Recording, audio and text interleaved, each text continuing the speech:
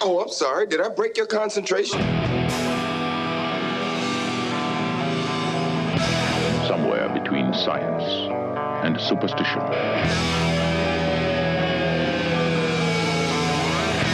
We have such sights to show you.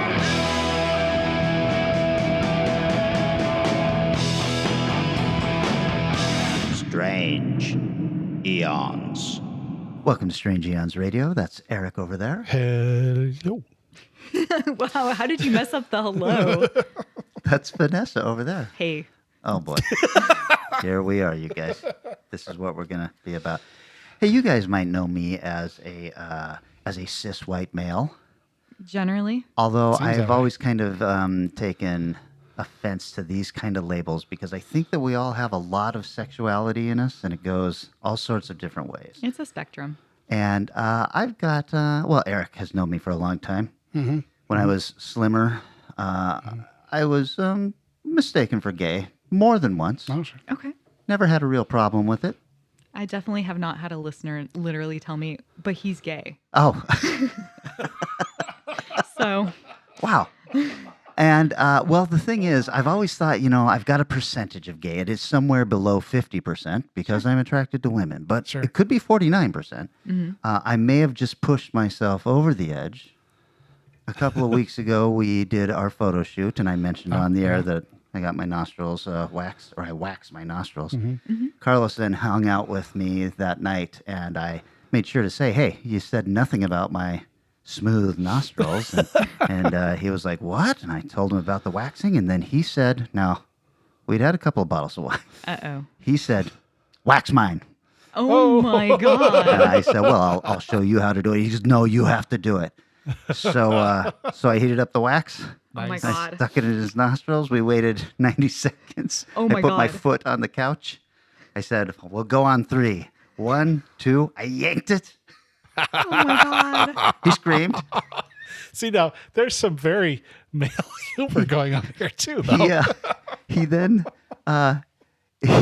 he then went into the bathroom and said, I'm bleeding, because I managed to get a little of the wax on his mustache and yanked that out as well. We had a good laugh, and then we went for nostril number 2. Oh my God. Oh, so you do one at a time? You have to do one at a time. Okay. Oh, And plug up your breathing. Come on. and we laughed so hard afterwards. And then he was just like, wow, this makes a huge difference. So He's definitely going to get COVID easier. I waxed my brother from another's nostrils. And that turned you on? Wouldn't say it turned me on, but it didn't turn me off. I will say, you know what? This is a very common rite of passage for girls because once you start growing leg hair and you're Waxing nostrils? waxing leg hair Oh, okay. off of each other and being the person to rip it off of the other person for the first time. And I remember attempting one time to do it with a friend of mine and we did not get it right and it sucked. And I was like, never again. But the only time I did it was with a friend. Do you mean, were you doing the waxing or were you the wax We did it on each other. or wax off? You take turns because, on, wax off. the pain. Okay, but which part didn't go right? Your mine. end? Yeah. Oh. Mine. Like it was the 90s, so the wax was like cheap or whatever, and it didn't stick. So it was just like, like it just sort of. But not there was like- sticky not stuff, like blood. But no hair came off. All I my just had hairs really are now standing gross legs. straight up. But no, I think that's really charming. That's like a very good friendship thing to do. I would say if you haven't figured it out, that we've become pretty close. I guess, yeah, I'm feeling that. And I'm so excited that he's kind of become part of the Strange Eons family. Yeah. Gay sex is right around the corner as far as I'm concerned. You should Hey, let you- his This will wife probably You know. do become you. this You will do be you, a man. surprise to Carlos, but Oh you do my. you. but not to your friend Vanessa, who's clearly caught on to me before everybody else did. Nope. Yep. I'd say there are a fair number of people out there who mistake you for that. I was not one of them, though. I was like, why would you think that Kelly's gay? He talks about chicks all the time. That's why. Oh, it's- compensating? It's all I'm so naive. right. Speaking of chicks, so I've been keeping up with She-Hulk. Oh, yes. Yeah, I'm you guys. One behind. Well, maybe this last one turned my mind around a little bit. Really? I thought the second episode was really bad and dull and short, like 22 minutes or something. Yeah. Well, there's a bonus, I guess. And then this third one I thought was pretty fun. What I don't like, and I feel like this is a misstep on their part, her breaking the fourth wall and talking to the audience. I understand that is a comedy thing and everything, but when you've already got Deadpool in the Marvel Universe doing that and doing it very well, then taking another character that it doesn't quite fit with is... It's hard because she does do that, as far as I know, in the comics. Yeah, like that's a common part of her character, and I think that's why they're trying to do it. But it hasn't landed for me either. Like every time she does it, I'm like, wait, are you aware of us or not? Or like, why are you aware of us? You're not the kind of character who would be aware of us. Like, what is your relationship to us? And that's not clear. And with Deadpool, I feel like it's more obvious and clear. And even if he's either crazy or he sees us, and it doesn't matter which because of who he is. Yeah, with Deadpool, I always kind of felt like, if you were standing not in the audience, you would see him turn to the side and speak to an imagined audience. Totally. Insane. It turns out the comic I just decided to check out is exactly the one this is based on. Because that second episode when the guy talks to us, hey, I'd like to talk to you. I'm in this law firm. I was like, oh, okay. I know exactly what's coming up here next. They did a smart change, though. In the comics, the super, and maybe I don't know if this happens in 3, but the super level prison, all of the prisoners are shrunk to teeny tiny little sizes. Oh, that's funny. Like little lead figure size. So it's like, this is weird, but probably a good one to not transferred onto the film. They did that as like a way to keep them in, as they shrunk them for real. Yep. Okay. Yep. I'm with you. With the PIM particles. That's exactly what it was. Wow. Jesus. You can't get into trouble when you're that tiny. This new episode, you're just keeping your geekdom going, layer upon layer. This is what the listener is looking for. They want this kind of deep dive knowledge that I can offer. That's right. That's right. Well, speaking of deep dive, I returned to Riverdale. I'm only at the start of season 5.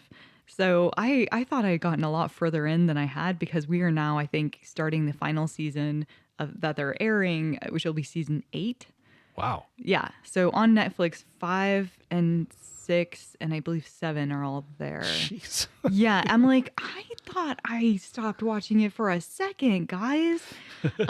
It's really interesting because they start the season off. You're still in the high school world, whatever. And then all of a sudden they graduate. Wait a second. What? We're 8 seasons into this and they're still in high school? No. What are they in this? 18th grade? I'm on season 5. So they've graduated, right? Oh, okay. And then everybody goes off their separate ways. And now it's 7 years later. Oh, jeez. Which is smart and weird because they don't look any different, but they never really looked like high school age. Right. So now they're kind of playing their actual ages. And they went their separate ways, and now they've come back to Riverdale to save Riverdale. Okay. All right. Yeah. Sure. So it's an interesting. I don't know. I'm a little bummed out because Bughead is no more. The actors broke up. The actress who plays Betty and the actor who plays Jughead, which for me was like... They were actually seeing each other? Yeah. Oh. And they were called Bughead? Yeah, that's that's the Just mainstream... Stop. So I wish the sun would just explode right now. God. TMZ just needs to could be worse. go off the air. So so for me, that was one of the main reasons I watched it, because I loved that couple. And now that they're not there, I'm kind of left with other couples I don't give a rat's ass about. So wait a second. So the characters were seeing each other, and they are not. And the actors. And now the characters aren't even in most of the scenes together, and it's very clear they broke up. When they broke up, they were petty enough that they couldn't continue to work together? I think it was painful from because I went online, of course. Yeah, sure. To try and figure out what happened, because my heart just got wrenched. And now the actor who's playing Jughead is dating this like super hot model who's really thin and blah blah blah. And I'm like, but you had Betty. So Betty is gorgeous. I'm say- sure she'll do fine. she'll be fine. I'm just sad they aren't together, at least in the show. But it's interesting because I think that it was very painful, but they do still care about each other. So they're still, I'm wondering if as the seasons progress, I'll get to see them in more scenes together because maybe they'll have gotten over it as two actors. Sure. But I can tell right now they've obviously just broken up because they are only in scenes together where there is a group and they're always sitting on the opposite sides of the room and they almost never talk to each other. So Oh, just like a real breakup then. yeah, so it Okay. feels very real, but I am personally hurt. But it's a good season to watch for this episode specifically because that the big bad or the big interesting thing for season 5 is the Mothman. Oh, I was just about to say, are they still flirting with horror elements? They are, and it is alien this time around. I don't know that Mothman was necessarily literally spaceship with white light, but they're playing with that somehow. So I was like, oh, okay. Can you imagine living a life that has this much shit happening every single year? So tired. It's I mean, the kids from Stranger Things would have such bad PTSD after the second year of this happening. Yeah. Sure. But then, it's always a new thing threatening to destroy the universe, and they seem to be just fine in between. this is Yep. just my life. This how be, yo. I mean, I guess they have a 7-year break where Oh, good point. Where nothing happened. Nothing happened for sure. I mean, definitely Archie wasn't in like war the whole time and comes back with PTSD. Wait a second. Did he go off to war? He went off to military because he didn't get into college or there's some like educational plot line. What year are they supposed to be in now? Do they live in our reality? I have no idea. Trying to think of what 7-year war he could have been in. I know. I think it Wow. was just he was overseas Afghanistan. in not war, but he saw action. I see. Okay. Yeah, and Jughead was a writer and had a big hit, but based off of all the stuff that he was narrating for the whole previous 4 years that we watched him. Oh, right. I forgot that was always Mm-hmm. narrated by him. I might have to get into this. I thought this was good, trashy fun. It's good, trashy fun. It's great background material when you're doing other things, and I've had to have something. The only thing that would make me happier is if they get to a point where they're like, look, we're going to have to cancel it. Let's make this last season Afterlife with Archie. I agree 1,000%. But what, from my understanding, they're doing the last season is that they are something happens and they're having it all take place in like 1950s Americana, original Archie land. Whoa. Like Are something we talking happens. like time travel? Or- Well, we don't know, and one person knows that this is not right, and I think it's Jughead. God damn you, Vanessa. I'm I trying have to start to. watching. I'm trying to crawl my way back Riverdale. through too. It's hard though because you can so many times you're like, oh, and you're just stealing this. Oh, and you're just stealing this, and you're not even trying very hard. Like there's a trash bag killer, and I'm like, this is literally the scene from Silence of the Lambs. Okay, guys, like this is really not trying hard, but that's okay. Next episode, I'm going to be like, okay, so I watched 7 seasons of Riverdale. Right there with you. Sounds interesting. I only watched the first season and then just sort of clicked out of you. But yeah, this might be worth returning to. The first season's basically, 90210 is straightforward sort of Yeah. teen drama. Oh, it just gets weirder and weirder every fucking season to the Nice. point where like they're trying to out weird themselves. The previous season, I think, followed a cult where they actually launched someone into space. Whoa. Yes, there's a lot going on. I mean, I gave up on it. The last season I was watching, I can't remember exactly what was happening. I know that Archie's dad was killed. Yes. Sure. But I was just so in love with the girl who plays Veronica. She's so gorgeous. And so even watchable. that couldn't keep me going on with the show. She's always fun to watch, and she's sort of such a great actress who just kind of knows her role and makes such a likable character no matter what they have her do that I've really enjoyed that. But it's unfortunate because I liked what they did with Betty where they started to make her like crazy and weird and dark around the edges in season 1. But now they're like, she's just dark. And I'm like, could you do anything else with her, please? Just, I beg of you. Nope. Sorry. We'll see. I've got 3 seasons ahead of me. Oh, well, there you go. Okay. Well, so Tangent. moving to a very different realm. I watched a film on Shudder called The Righteous. Oh, okay. I've not heard of this This one. is it's a 2000. I'm sure it's a 2022 film that's all black and white. It's got basically 3 characters in it. And 30 minutes in, I'm going, I don't even know if I'm going to finish this movie. By the end, I'm going, fucking glad I did.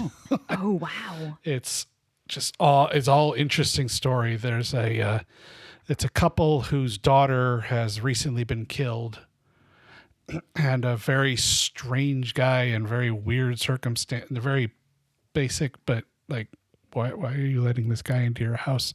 Circumstances shows up. And where it goes from that is really wild to watch. And the performances just absolutely make it. Because if they weren't good, this movie would be really, really bad.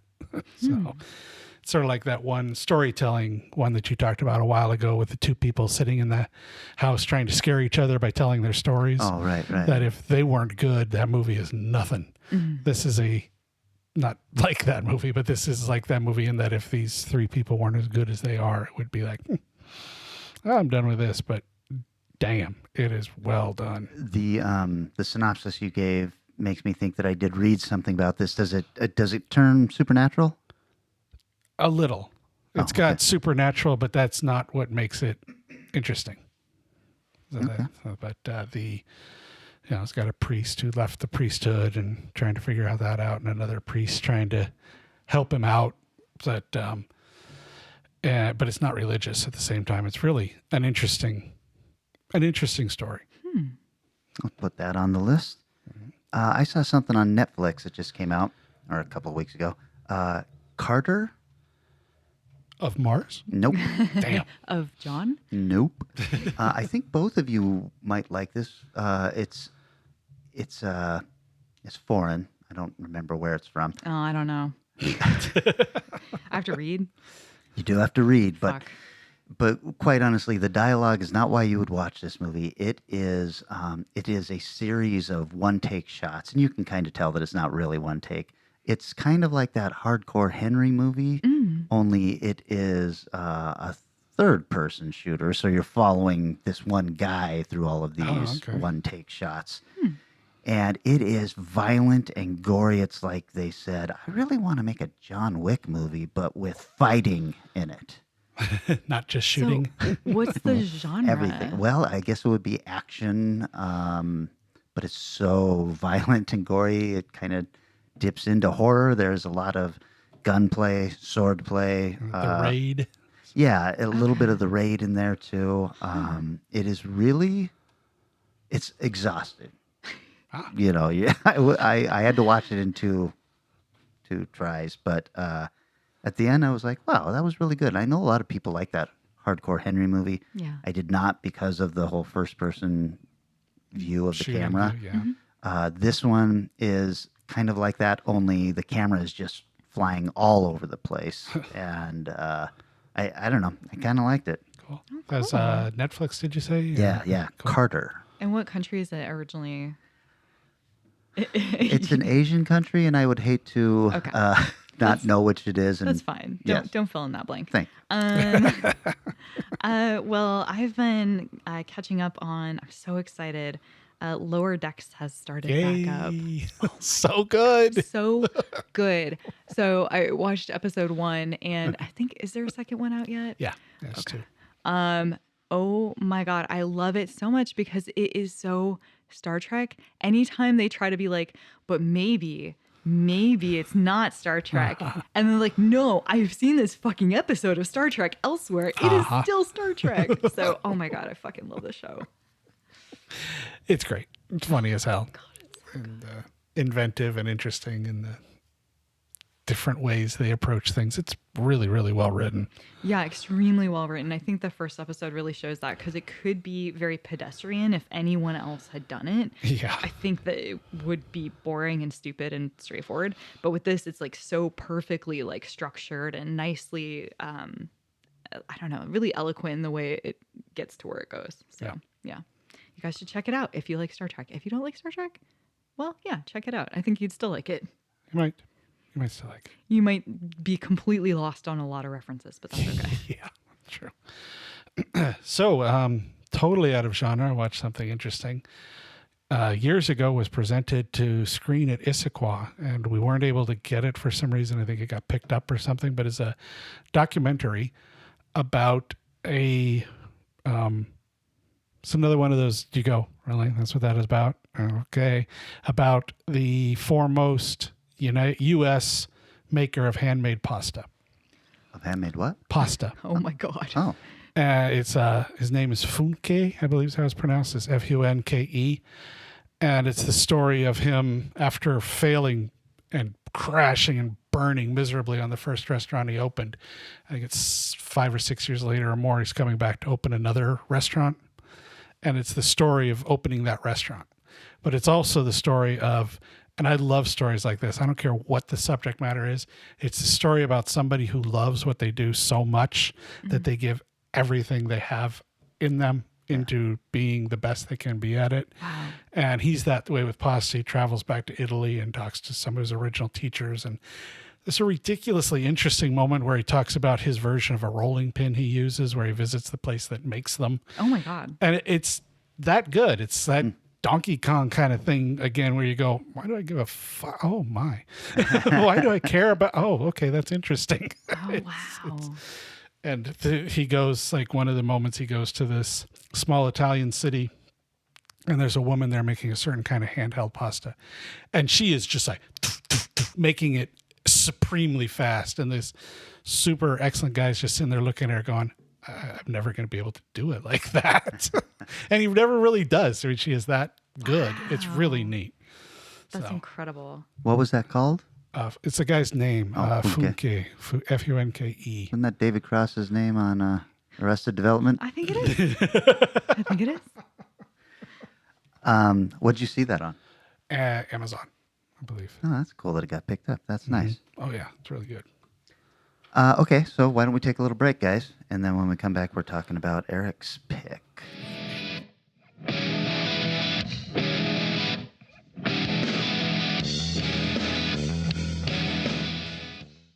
They're unstoppable! But we're gonna stop them anyway! Send in the Marines! We're the Space Marines. Drake, Ripley, 8-Bone, Bishop, and I'm Hicks, armed with the latest high-tech heavy metal. Look out, Hicks! The Queen's gonna crown ya! My bug rocker's on a roll! Bull alien attacking! Eat torch, bug brain! Alien invasion problem? Send in the Marines! Aliens! Send in the Marines! Space Marines, aliens! And we're back. Eric, this was your subgenre pick. Yes. Which was, what again? Alien horror. Vanessa's favorite subject. Yeah, that's Fuck right. you all. It was sort of a dick move. I mean, it was a long time ago we did the disco episode. So, we I didn't think that you could pick something worse, but I did. This was inevitable.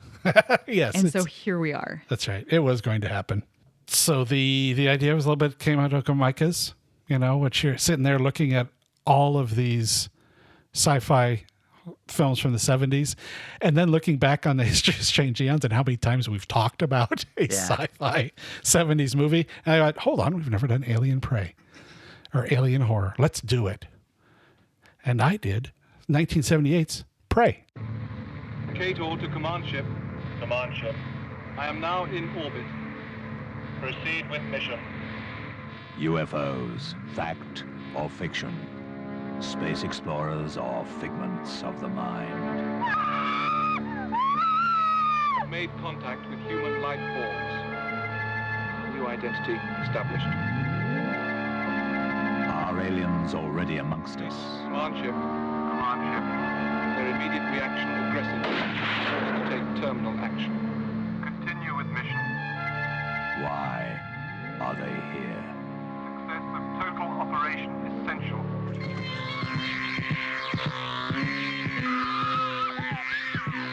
For 1,000,000 years, man was the hunter.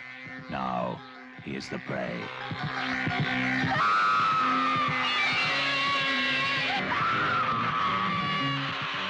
Prey. Certificate X. Oh. also known as Alien Prey, which made it very hard to find on Rotten Tomatoes. Because they don't have it listed as Prey at all, just Alien Prey. I'm like, oh, okay. So then I found it, and I found out there are 0 critics. Actually, there's 1 critic review of it, which was positive. So I guess it's 100% positive. And 30% from the crowd. So I'm guessing Pretty polar. Yeah, that's all right. This was made on approximately 5,000 or 50,000 pounds in deferred payments and 3,000 cash. This is low budget. No idea what money it made.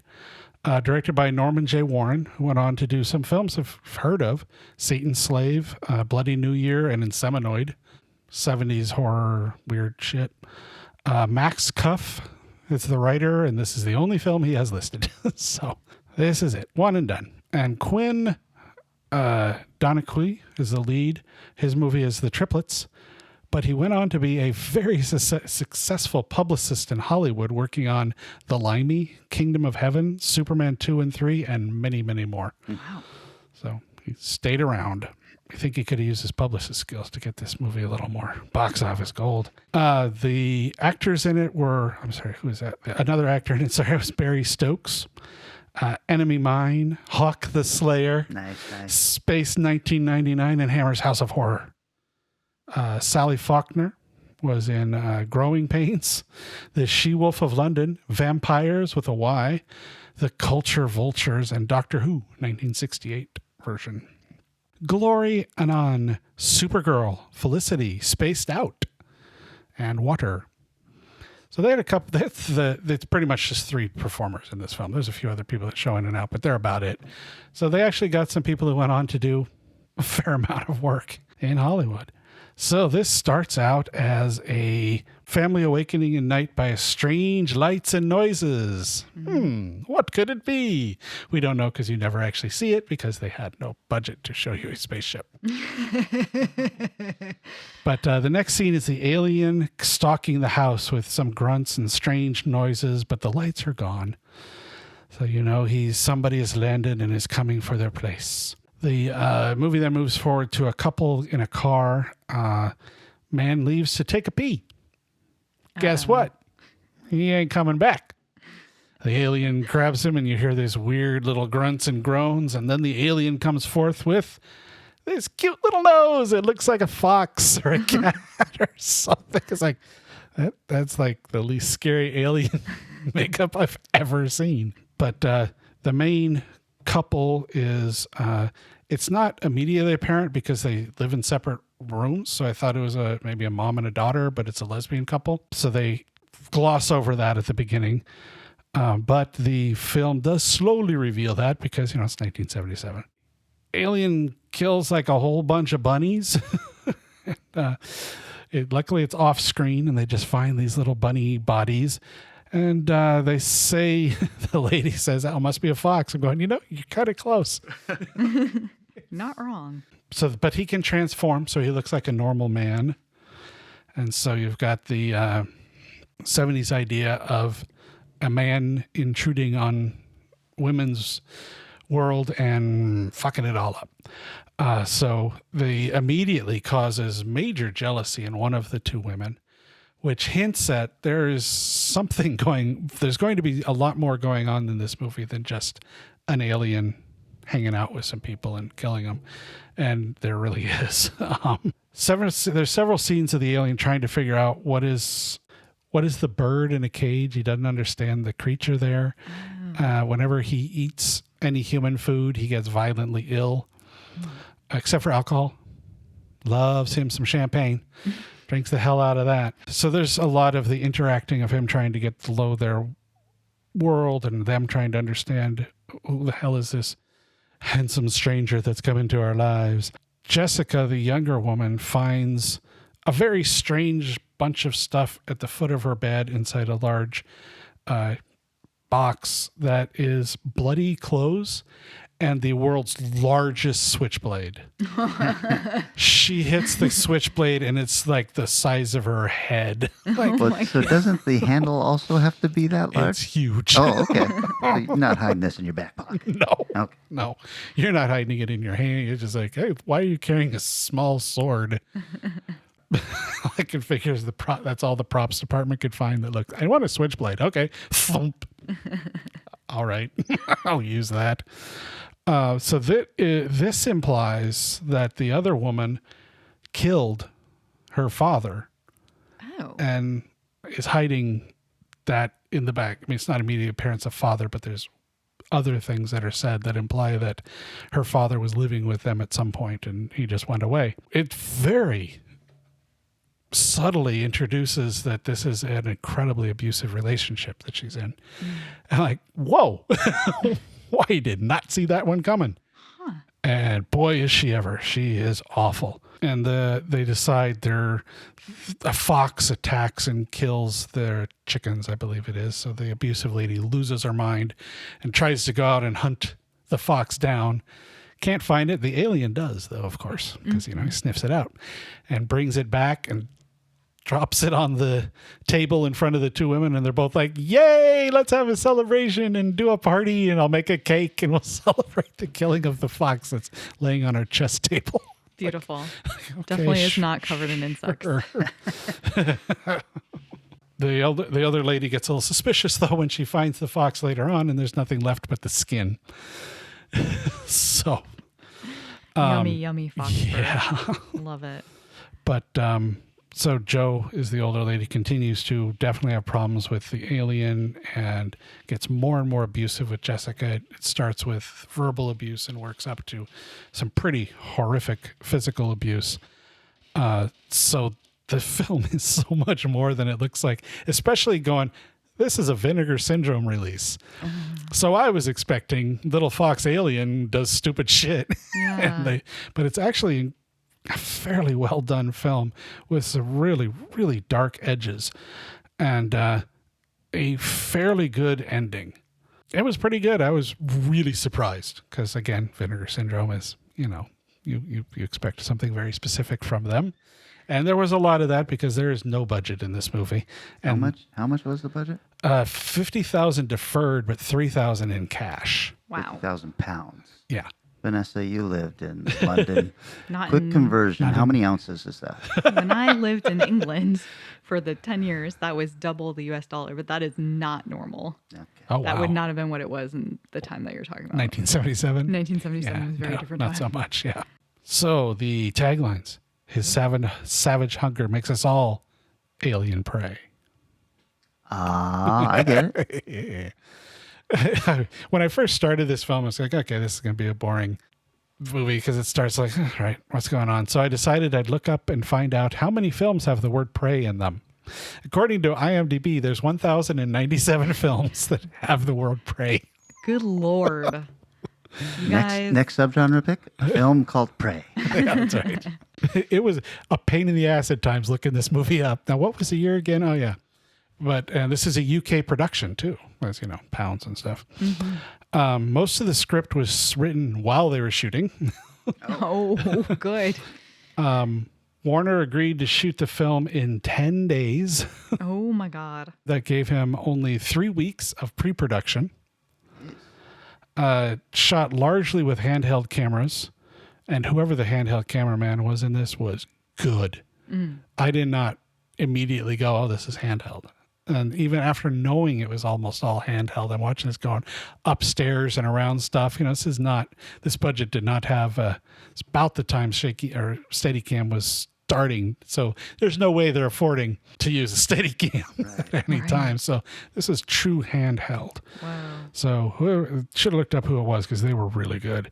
Let's see. Filming commenced after they did half a day of rehearsal with the actors in the location and didn't have a finished script and averaged 35 camera setups a day. Wow.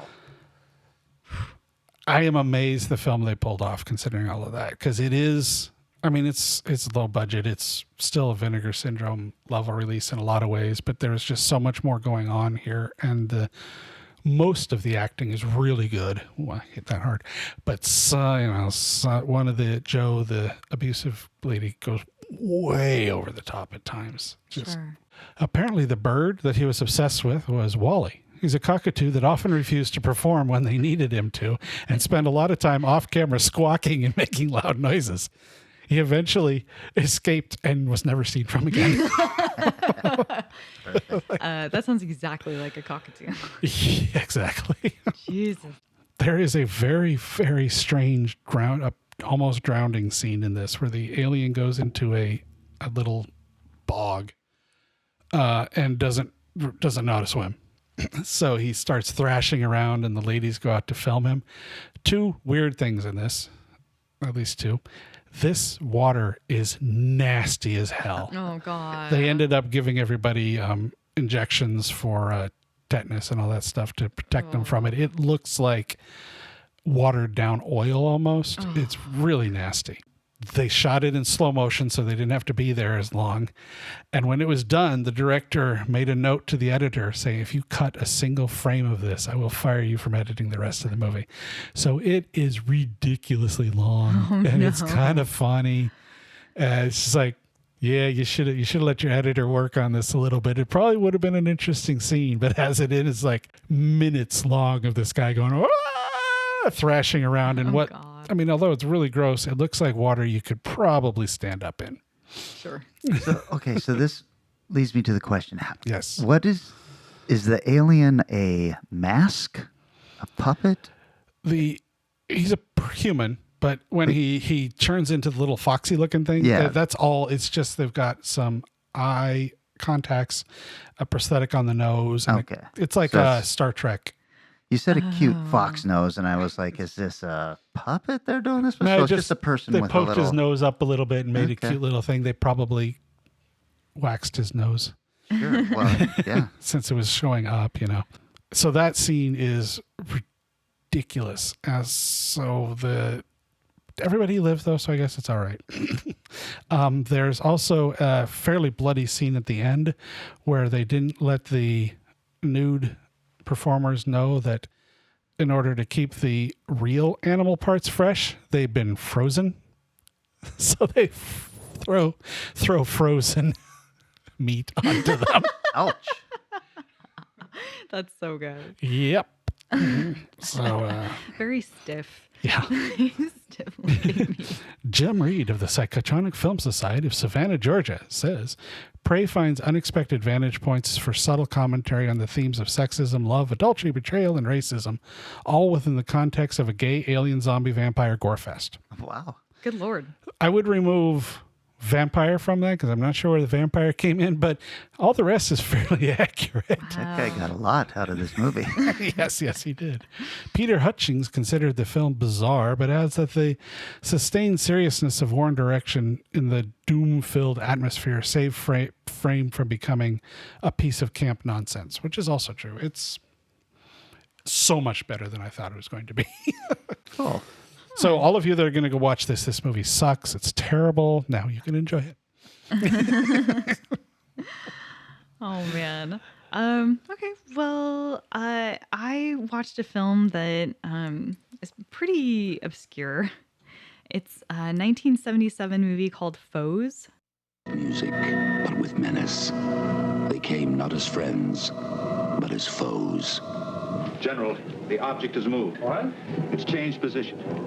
Have him turn back immediately. Base command to rescue unit. Do not approach the island. Turn back at once. We decided this. It's huge. This shape. Goddamn, it's real, all right. If you've had a close encounter, you might not be ready for another. But it's exactly those who are not ready who get caught.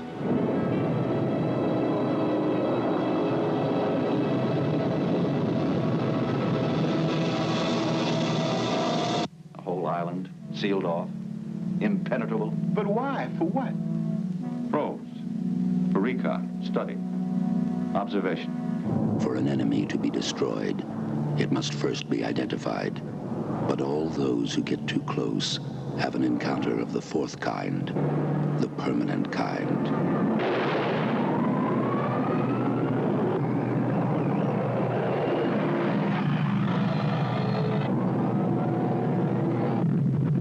foes. Well, they want to take us away in that thing. What if they try to hurt us? Diane. You don't know what it is, what's inside?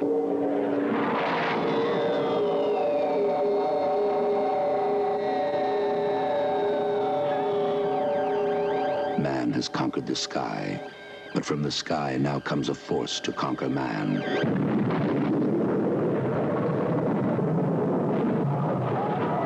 They are not afraid to be seen, but will you be afraid to see them? There's been an explosion with the island.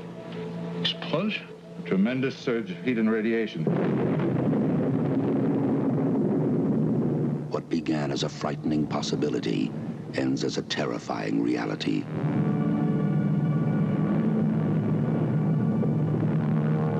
The signals are from the UFO. We must make you wait to see what they are, but we can show you how they came. And remember, they came not as friends, but as foes.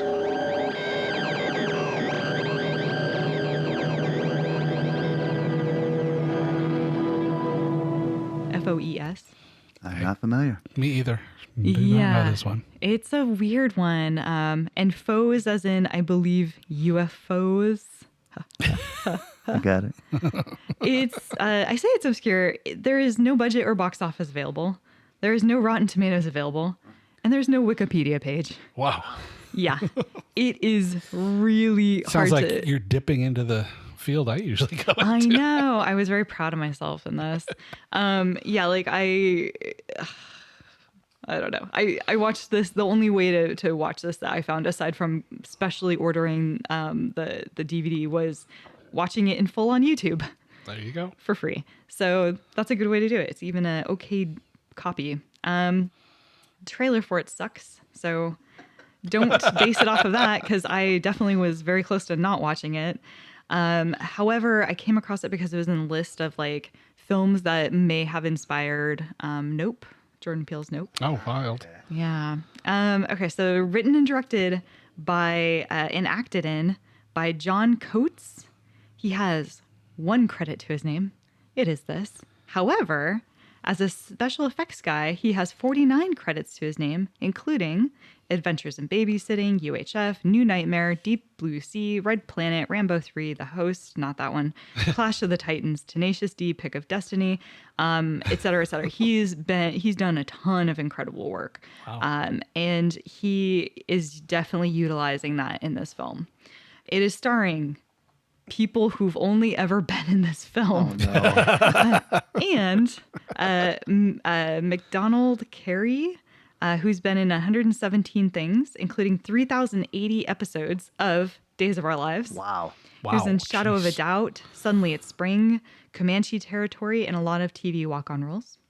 And Jerry Hardin, who plays the general in this. He's been in 168 things, including Big Trouble in Little China, The Firm, Cujo, and 11 episodes of X-Files as Deep Throat. Oh, okay. Cool. Yeah. So, like, there's kind of like, oh, okay. Weirdly, he's pretty awful in this film. He's like, every time he speaks, I'm like, oh, buddy, no.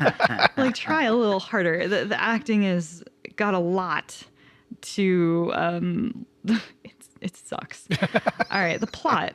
An American fighter jet reads something off of its radar. This guy keeps kind of looking at a beeping deet, deet, deet, deet, and you're like, man, for like a pretty low-ass budget movie, I'm surprised how good this looks already. There's a lot of aerial shots of clouds, so it's kind of a POV of something, and you're not really sure what it is, but like you are up there in the clouds, and there's, the thing is coming closer and closer and closer, and then... Of course, there's a giant crash. The U.S. jet plane explodes into fireworks because, of course, they're miniatures. NORAD is called, and they track where this strange, unidentified spacecraft has moved to, and it's kind of slightly moved off course from where the crash site is to a nearby island, which houses only a lighthouse and 2 lighthouse keepers, or at least the lighthouse keeper and his wife, who have like a little residence out there. They see the large spaceships sitting off the ocean, off of the cliffs, and they're like, cool. They just don't care. Like, they're just kind of standing there looking at it. It's very like 70s, like how I imagine, I don't know, like everyone's just chill about everything. They're just like, huh, all right. I guess I should call it in, huh? So he, like the lighthouse keeper goes to call it in, but of course there's some weird frequency going on that's surrounding the island, and he cannot make any kind of communication. And NORAD, who's trying desperately to contact them to say get off this island, can't get a hold of them either. So he kind of goes into the house, roots around, gets his camera, takes a Polaroid of it. Looks at the Polaroid. We don't see the Polaroid. I don't know whether he got the shot or not. Mystery. That stuck with me. And then he goes back in, and him and his wife, like, she's really worried about it. Like, she's kind of fretting a lot. They don't let her talk a lot. Thank God, because she is awful. But whenever they just film her face looking like confused or worried or sick or like that's fine. That's fine. Just don't let her talk.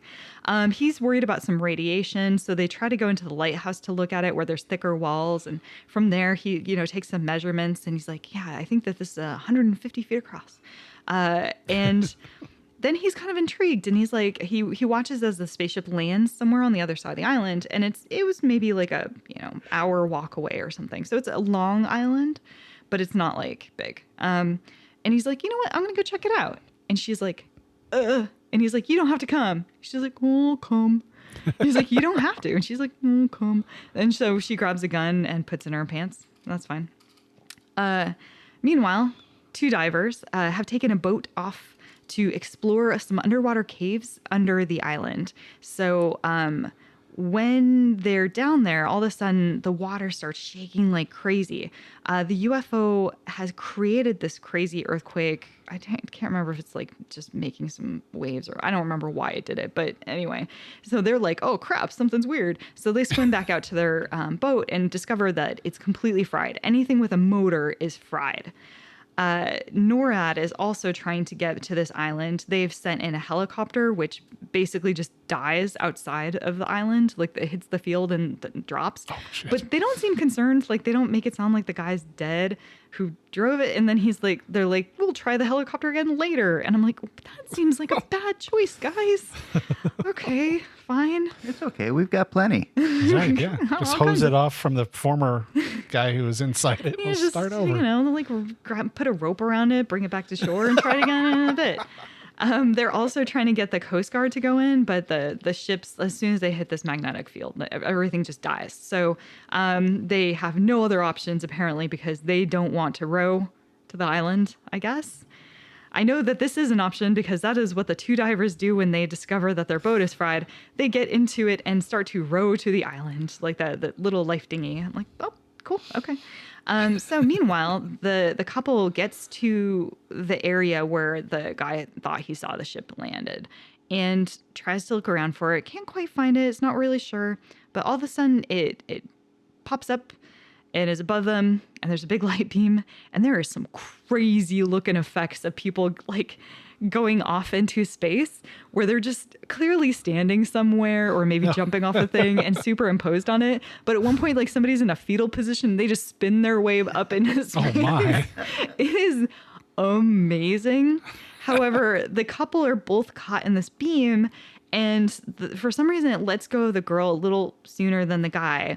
So she lands on the ground, and she's covered in like fucked up burns. He lands on the ground, and he is a corpse covered in like little bits of flesh. He's just a skeleton with completely charred. So whatever this stuff is, this radiation is crazy. And humans are not prepared for these aliens, that is for sure. But the aliens are very curious about the humans. So 2 divers wander onto the island trying to figure out what's going on. They're trying to get help because they don't know about the UFO. They find the radio's dead, and then they wander around the island and find the corpse of Larry, the lighthouse guy, also known as the director. Oh, okay. They find the wife covered in burns. They carry her to the residence and tend to her wounds, but she has no ability to really tell them what's going on. She's just like kind of going in and out of consciousness. And again, thank God they don't let her talk. It would not help.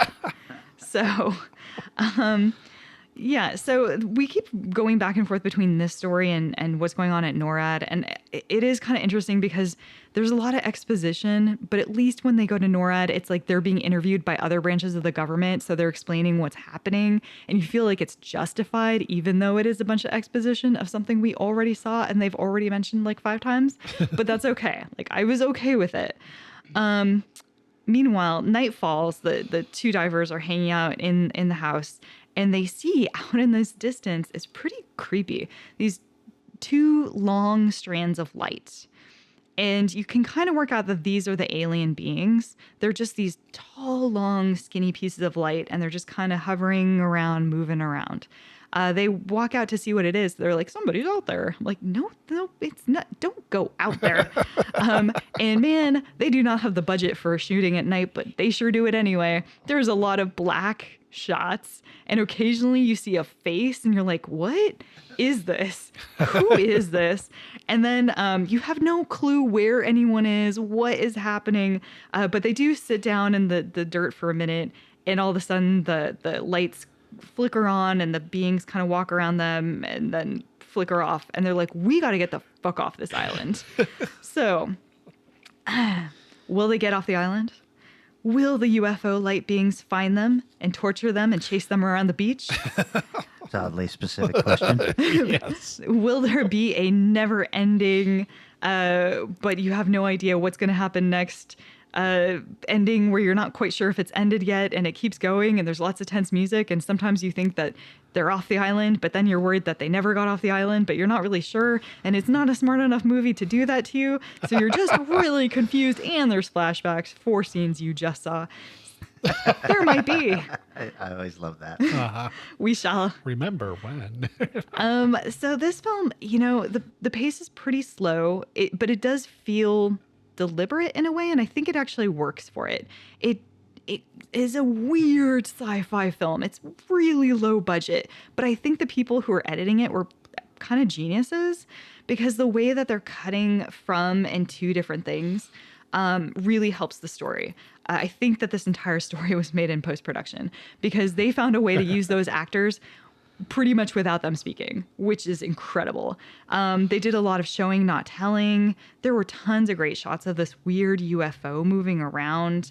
They also used music to really fill in all the emotional gaps and tell us kind of what we're meant to be feeling, and sound design, and that just really helps this film along.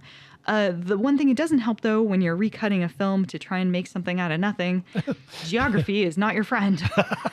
I have no idea where anyone is. This ship and the aliens, I don't know if the aliens are 7 feet tall. I don't know if they are 200 feet tall. I cannot tell you from the way that this is shot. It is impossible to say. You're like, there's just no context. And when there is context, you're like, is it like they're nearby or are they far away? And I cannot tell. But obviously the director knows a lot about, he's did a great job with the VFX, because the aliens and the ship design, which are both kind of crazy, really work in a low budget but good way.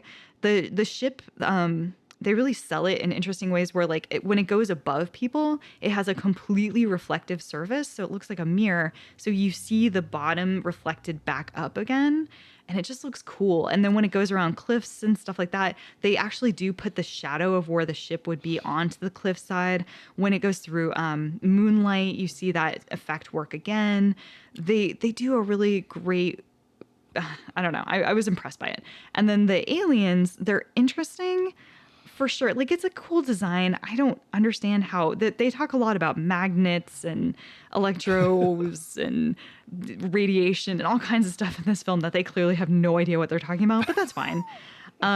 There was a lot of creepiness, so the sounds that the alien makes did kind of remind me of Nope, actually, because it does sound like either like a chorus or like people screaming. Oh, that's it's cool. weird, and you're not sure what there's a design in the light, and it kind of looks like faces, but you can't tell. It's really unsettling.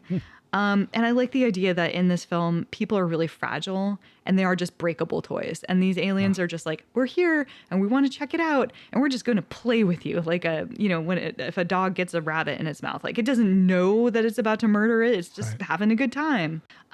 Trivia. The director originally asked Orson Welles to star, but he turned it down. What? Shocking. He was doing so much great work in 1977. Yep.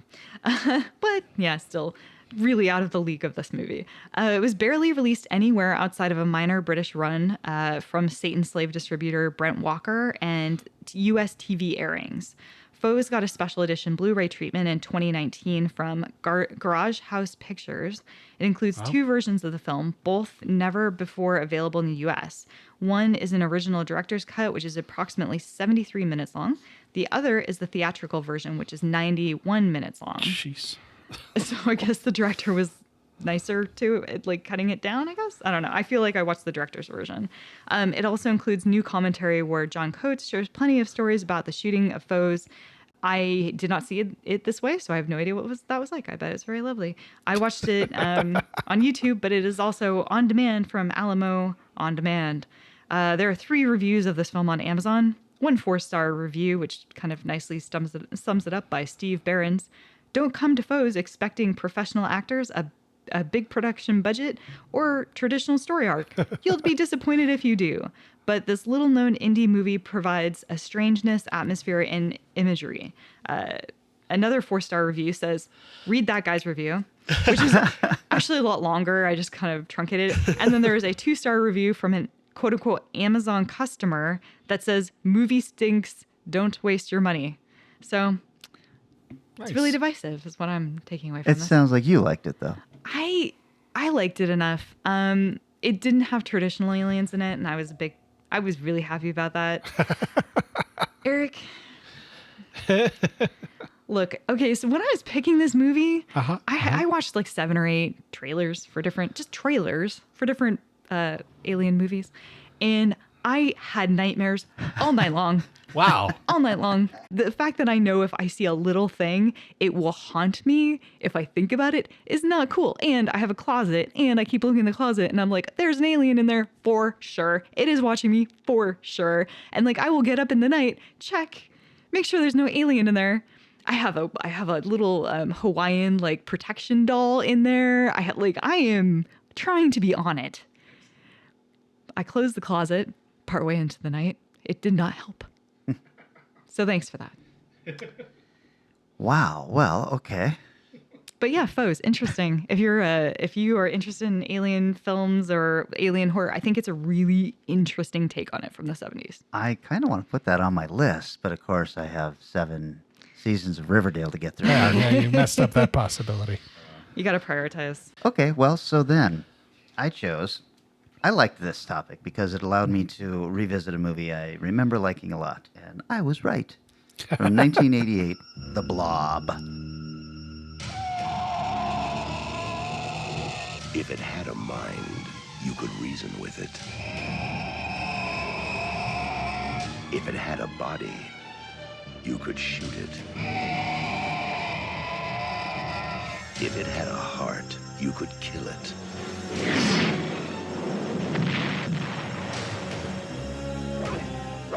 Now, man is no longer the supreme being on this planet. The organism is growing at a geometric rate. By all accounts, it's at least 1,000 times its original mass. Nobody believes me about what happened tonight. What did happen? You were there, you saw. Plasmic life form that hunts its prey. Predator. I want that organism alive. I think you ticked it off.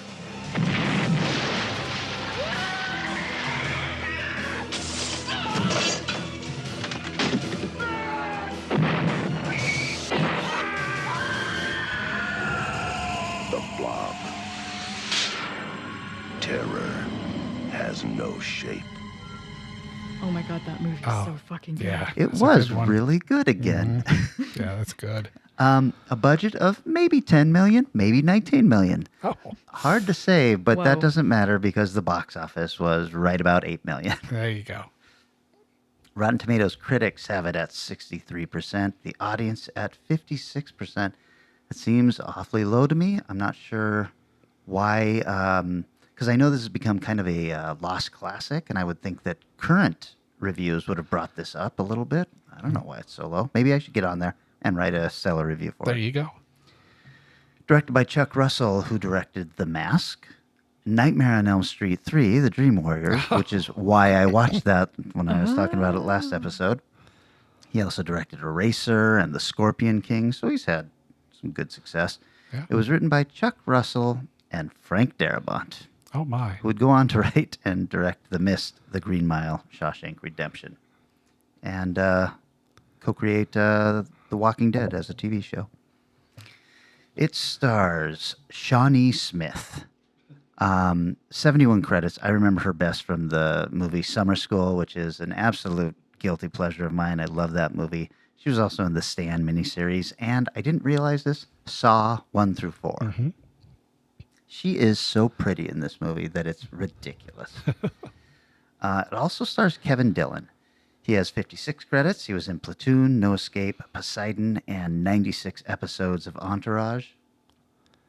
And then just a list of that guys. It's like, oh, it's that guy, Jeffrey DeMunn. Oh, it's that guy, Candy Clark.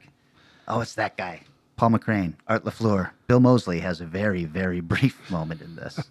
Cool. So the story starts off, and we meet our protagonists in very different ways. Meg, Shawnee Smith, is a high school cheerleader. She's seeing the captain of the football team. The way we meet her is she's cheering during the school game and all of that stuff, and she's making eyes at the football captain and all that. And then we meet Brian, who's Kevin Dillon. He's a loner daddy.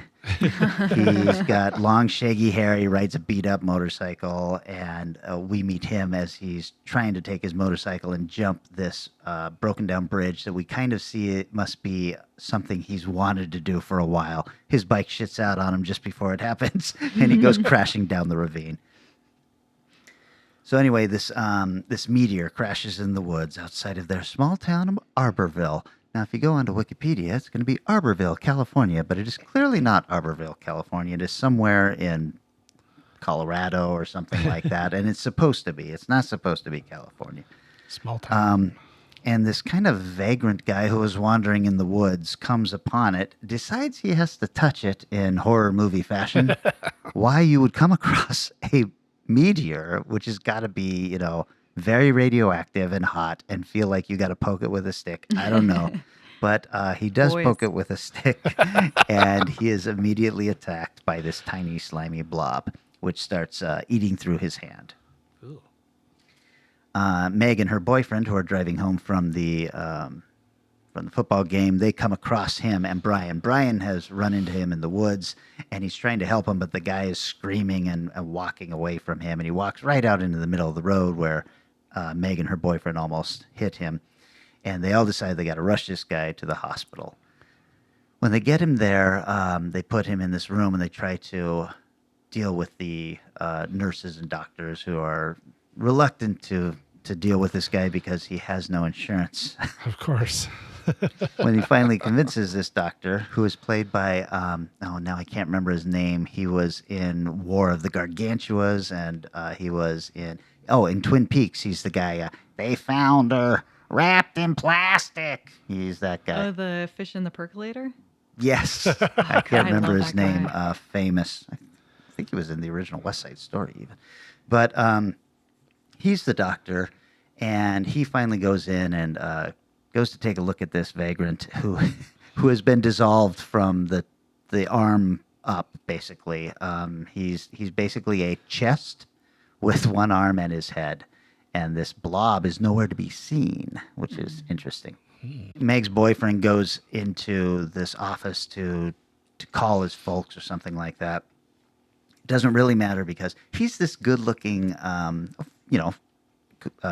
football team guy. He's supposed to be the hero of this story, obviously. And the blob drops on him. It's much bigger now. It's on the ceiling, and it starts dissolving him in a pretty spectacular way. Yeah. Mm. In fact, when Meg comes in, he is reaching towards her from inside the blob, and this is the movie poster art that we're all very familiar with the dissolved skin and the eyes and all this stuff. It's a great, great shot. The overall effects in this movie are really surprisingly strong. There are a couple of scenes where you can tell there's some kind of rear projection going on, and that's always kind of shaky. You can see the edges of everything, but otherwise there's some really neat things that they do with air cannons and just some really gruesome gore effects. It's really, really cool.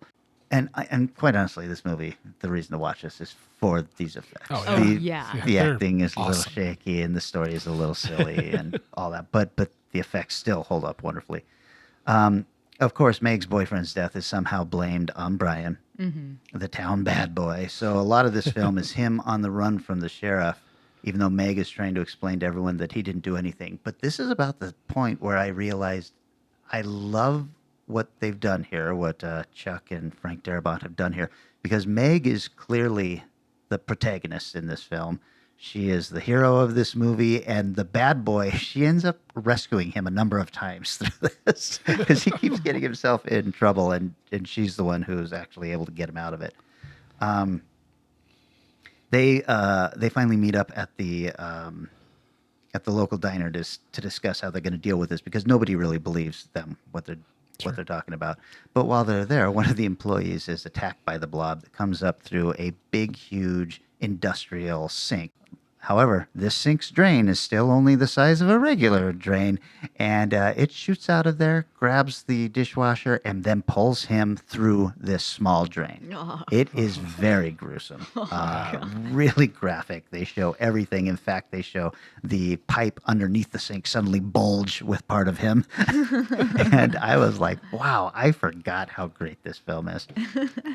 So they're able to escape that by hiding in the diner's freezer, which of course is cold, and the blob starts coming in under the door and then retreats, and they realize it's afraid of cold temperatures. But they can now see that the blob is growing exponentially because it practically fills up the entire kitchen that they were in now. So it goes, shoots down into the pipes again. While they're trying to figure out what to do and getting away, they're in the woods to try and escape. They come across this military operation near the meteor landing site, and that's when we're told that this was actually, so I screwed up on this alien terror, because this was actually a space amoeba that hitched a ride on a falling satellite. And also the very rote and tropey military people are like, the townspeople are expendable because we just need to capture this and turn it into a military experiment. So it is then revealed that the whole thing is our fault because it really was a military experimental virus that we shot up into space in the first place. And then this weird space amoeba kind of latched onto it, which was nothing and would have been fine until it latched onto our thing. And they both mutated while up in space and became this thing. I think it kind of I think it still works. Yeah, Because the space amoeba is still an amoeba. I guess so. So Brian and Meg are separated. She's gone off to help her kid brother and his friend Eddie, who she was supposed to be babysitting, and they all end up hiding in the sewers. So Brian has gotten there by being chased by the military, which has a great scene of him on motorcycle. They're chasing after him on these little quads, but they've also got a helicopter, and he realizes, oh shit, here I am at that bridge, and he has his moment. He jumps the bridge. At first, I was like, okay, that's cool, except you've also got a helicopter. Yeah. And they take care of that too, because he hides in this gigantic pipe that's just big enough for a motorcycle to ride through. Oh my! Yeah. Holy shit! Yes. Having worked in various construction and land surveying, I always kind of scoff at these things because these things do not exist, especially in small towns. But your average sewer pipes are 12 inches, so you couldn't even fit a turtle in there, Vanessa. But the little turtles you cut, I suppose. they're really cute.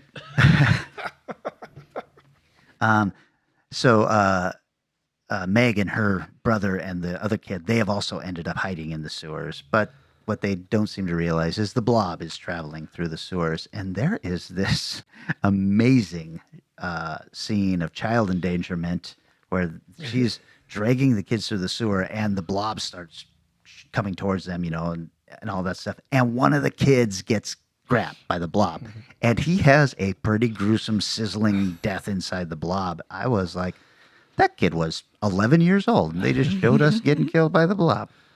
This is a rated R? It is rated R. Yeah. There's all the typical stuff of the sheriff finally realizing that Brian isn't a bad dude, but then the sheriff is killed immediately after that. There is a great part where the military scientist who was saying everybody was expendable, he dies in an appropriately gory death. And that finally is what lets the other soldiers go, fuck it, we are not capturing this thing. Let's light it up. We are killing the shit out of this thing. And then there is this great climax where Brian is going to destroy the blob. He gets caught in this bus that the blob is on top of. So Meg, she puts it together that for some reason there is an awfully large cryo tank of dry ice or something, that she's standing on top of. I'm like, I don't think it's like the size of a gigantic propane tank. I'm talking 1,000-gallon propane tank, something you would see on the back of a truck, only it's here on the street. Convenient. Halloween parties. What can I say? You need a lot of dry ice. Seems unlikely, but I'm okay with it because she then jumps up, starts shooting the blob with a machine gun while she's on top of it, and she's got grenades, which she jams into this into the housing of this big, huge tank, and the blob then comes to get her, and she escapes, and it blows up and turns the blob into ice cubes. But I was like, that is totally the hero's moment, right? You're right. I never thought about her as the protagonist, She's but you're absolutely right. the hero in all of this. And she has the change. 100%. Yeah. Also, she's smoking hot. I mean, she is. I remember thinking she was pretty, but I'm looking at this going, this girl is gorgeous. Wow. It's just a very satisfying movie. It's got a silly little tacked on ending that I was okay with, where the town preacher who's been burned by a flamethrower, we see him now preaching in like a tent revival out in the middle of nowhere, and he's preaching the coming of the blob. It's okay. That's fun. Yeah. A couple of taglines. One of them bothers me a lot. Okay. Scream now while there's still room to breathe. Okay, Fine. sure. Room I to guess. breathe. As in, because it's going to come in and fill your lungs. Yeah, okay. All right. I like this one, though. Terror has no shape. There you go. Fun. That's fun. Okay. Trivia. This was released 30 years after the original version of The Blob and had a budget estimated to be almost 80 times the original. And a pace probably about 80 times the original. I like that original one. Steve McQueen was in it. They have some Such fun. a nerd. He's such a nerd. Yes, they have some He's fun definitely not effects hot under in there. there. My favorite is the diner, which is clearly just a picture of a diner that they have pushed the blob over. I love that scene. It's a fun film. It's not great, but it is a fun film. Yeah. Dude, there's And a it's got the scene where great, we watch... beware of the blob, Okay. it creeps and sleeps. And all The that stuff. song is really good, but watching Steve McQueen literally tie his shoes, take them off, put them back on, and go out of a window in real time was not worth it. I didn't write this down, but I did read that they approached his son to be in this. Oh, no. And he was like, come on, guys, it's a little too on the nose. Nice. Screenwriter Frank Darabont first met director Chuck Russell in 1981 while working as a production assistant on the film Hell Night. Oh. Yeah. Before working together on The Blob, the two also collaborated on the script for Nightmare on Elm Street 3. There you go. Darabont. The big stunt with Brian jumping the ravine on his motorcycle while a helicopter flies overhead and a truck crashes was all captured in camera, with all of those elements actually in the shot. Both tires blew out on the motorcycle when it landed, and the stunt double, quote, held the bike up with his upper body strength and his fucking feet, according to Chuck Russell. Wow, Jesus Christ. Nice. There's a pretty gruesome scene with a partially dissolved soldier. In the trivia, I found the partially dissolved but still alive soldier was performed by stuntman Noble Craig, a triple amputee who lost both legs, an arm, and an eye while serving in the Vietnam War. Wow. We thank you for your service. No kidding. And then finally, Joe Lynch recalls that the end credits during the film, or not during the filming, but during the first showings, used to feature a disclaimer at the end saying, "The Blob contains a purely fictional account of a group of ruthless and corrupt military agents. These characters do not represent the United States government, and it would be erroneous and unfair to suggest they do. The vast majority of North American Armed Forces personnel have demonstrated the utmost moral sense, regard for civilian welfare, and worthiness of the public trust." Oh, Needed some military stuff No, for the film there. I have the feeling that they put that in as a sarcastic thing and were forced to take it out after probably a few military servicemen saw it. Really, really loved this. Hard to find. Really? What? Well, I mean, it's not streaming. Oh, I guess. I mean, I have a Scream Factory copy. I have a regular DVD of it, which I had to break out. But luckily, I have a Blu-ray player now. Yeah, I was going to say, you should definitely get a hold of a copy of the Blu-ray because it's awesome looking. Yeah, I'll bet it is. I was, like I said, really surprised by how well the stunts held up. Not the stunts, but the effects held up. Because there's a scene where there's a woman in a phone booth, the old South phone booth that you would close the door and get in. The Blob gets in underneath her. The way they shot that was they created a dummy of her, and then they filled this thing with the jelly that they used for the Blob, which I guess was pretty gross, noxious stuff to work with. But then they put air cannons all around the thing, and they shot that in, and the Blob just exploded her inside. God. And it is a really great effect. Wow. So, yeah, I really love this. I think moved down to LA, or maybe I had just moved back from LA, but it was one of the first movies I saw in either direction of that, and I was really, really happy with it. It was like, oh, cool. This was a good movie to be here for. I saw a few years ago, and it's amazing how many of the things you mentioned just show up in full color memory because they are so well done in that movie. Yeah, I'm a little surprised at that 56% because it is it's a solid movie, so the horror fans should really love this. That's so weird. You think it'd have a little bit more of the, Halloween 3 effect or something like that. Now that it's been several years afterwards and people look back and go, you know what? This was actually this really is one good. of those movies that gets brought up on remakes that are better than the original. And so I feel like people know about it, but they're just not going back and retroactively reviewing this movie. Yeah, that's probably what it is. I feel like that's often the case when you see any film that's older than Rotten Tomatoes. And you're like, how come the audience doesn't like this movie from the 60s? It's probably because only a couple people are going on there and saying something. Anyway, great choice, I thought, Eric. Sorry about your nightmares, Vanessa, but here's a perfect chance for you to get back at him. Mm-hmm. Well, I'm going to get back at you by not having an alien topic. Step one. Oh, no. Yeah, I hadn't really thought through the idea of revenge, so maybe for the next cycle. But cool, yeah. In the meantime, I was thinking, I love movies that take place in the place where I grew up. And not hometown horror necessarily, but a genre film that takes place near or in your hometown. So wherever you kind of either that'll grew be up interesting for me. Exactly. I think there's a movie called Twin Falls, Idaho, but I don't know. It's definitely not a genre. Yeah, well, if there's a nearby city otherwise, so for example, if I didn't have one for where I grew up, which I do, I could do Malignant for Seattle, or what's the nearest by city that might kind of reflect your hometown. Can I say maybe we can pop in if it was shot there, not necessarily took place there, because I'm sure stuff has or take place been shot in Idaho. All those films that take place in hell have to have been shot somewhere. Twin Falls, Idaho. There's Bruce Willis has a movie that was shot in Twin Falls, but that's definitely not genre. He's a car salesman. Maybe we can we open I'll this figure to... it out. There's a couple Idaho movies. Okay, perfect. I think I've got one in mind already. Awesome. So located in or shot, Twin Falls, Idaho is actually nothing to do with Twin Falls, Idaho. Sure. It's just the title. Yeah. I think it's a Gus Van Sant film.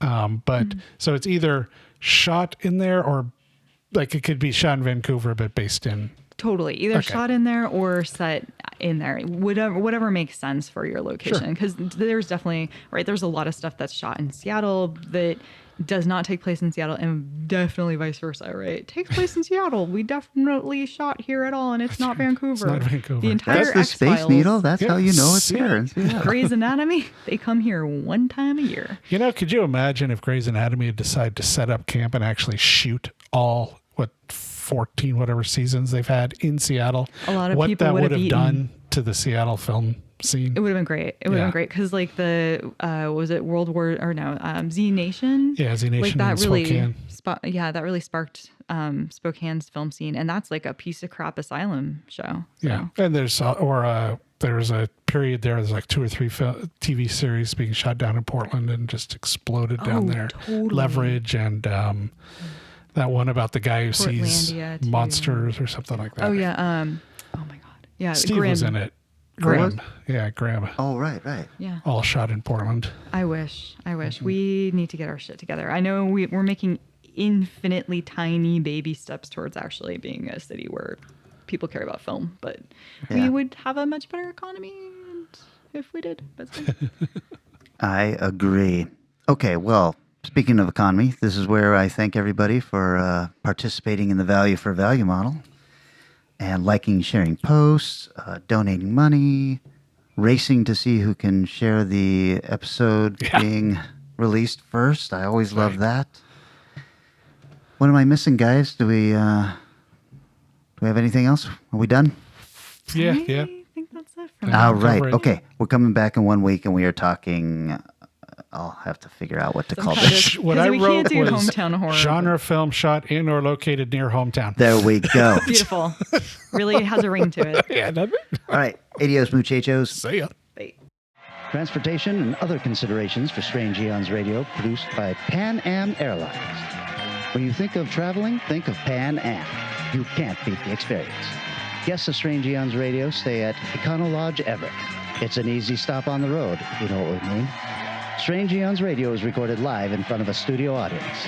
If you enjoyed this episode, please consider leaving us a positive review on your favorite podcast app. Sit, Ubu, sit. Wow, how did you mess up the hello?